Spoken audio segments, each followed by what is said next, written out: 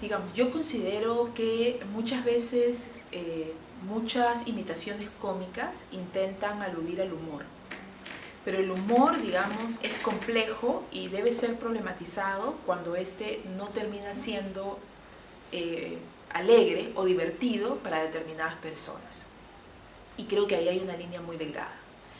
Yo me atrevería a decir que este tipo de personajes que aparecen exacerbando las características físicas de las personas, sobredimensionándolas y adquiriendo una serie de características, lo que terminan haciendo es estigmatizando y generando mucho más prejuicio y estereotipos sobre determinados grupos étnicos. Esto sin duda tiene profundas connotaciones racistas y muchas veces intentan ridiculizar o subvalorar a las personas. Y creo que ahí es una línea muy delgada con el humor que necesitamos problematizar, que necesitamos discutir, pero que también merecen llamadas de atención. Es decir, no puede ser risible ni cómico cuando una persona está diciendo que este tipo de personajes les afecta en su identidad y les afecta en la forma en que pueden desarrollarse socialmente. Sabemos que en el Perú el racismo y particularmente la discriminación racial es una de las prácticas más recurrentes que afectan a la población afroperuana. En consecuencia, no podemos evitar suponer que este tipo de personajes también terminan abonando a profundizar las experiencias de discriminación de las personas. En consecuencia, yo sí pensaría que necesitamos repensar esto porque efectivamente puede ser profundamente discriminador y puede afectar seriamente las formas en que las personas nos podemos interrelacionar desde las lógicas de la valoración y el respeto.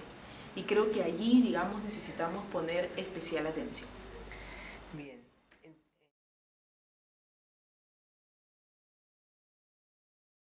Yo resaltaría dos cosas importantes. La primera, efectivamente, el señor Farfán es un personaje público y es un personaje que, digamos, muy querido por la población, por los éxitos que puede haber generado para el fútbol y el deporte en el país.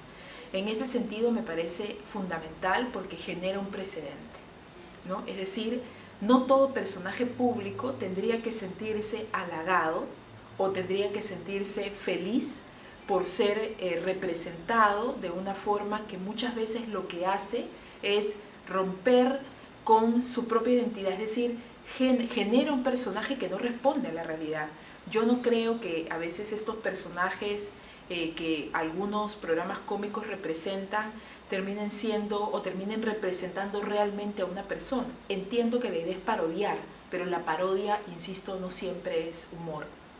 En ese sentido me parece muy importante que un personaje público, insisto, como el señor Farfán, termine resaltando que este tipo de cosas lo afectan y lo otro que me parece importante es que no podemos perder de vista que las características del señor Farfán, hablo de las cuestiones fenotípicas, coinciden con el resto de la población afroperuana.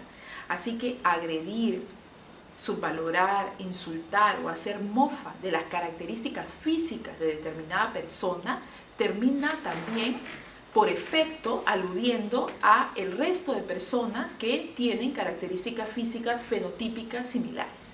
Entonces yo coincido con este argumento del abogado del señor Farfán cuando plantea que esto termina afectando a la población afroperuana, como ya otros personajes cómicos también lo han hecho, a pesar de indicar de que están haciendo humor y parodia de un personaje ficticio. Cuando este personaje ficticio recupera características físicas, culturales, tradicionales de determinados grupos étnicos, no podemos singularizar el personaje, ¿no? Esto termina siendo de un impacto mayor.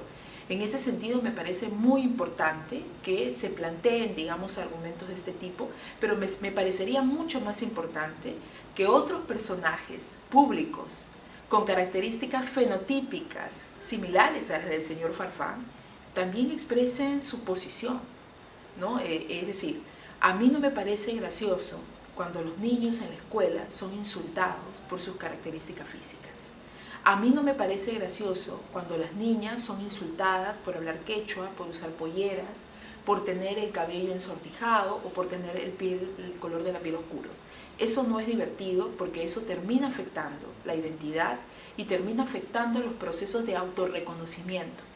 Y no podemos ser tan simples en pensar, porque mucha gente lo opina y eso es algo que me llama la atención y me preocupa, que la gente alude a que esto es un problema personal, que es un problema de mentalidades que no han superado determinados procesos históricos, que son personas que tienen problemas de autoestima y que son personas que lamentablemente no han logrado articular y no han logrado establecerse en una lógica de país.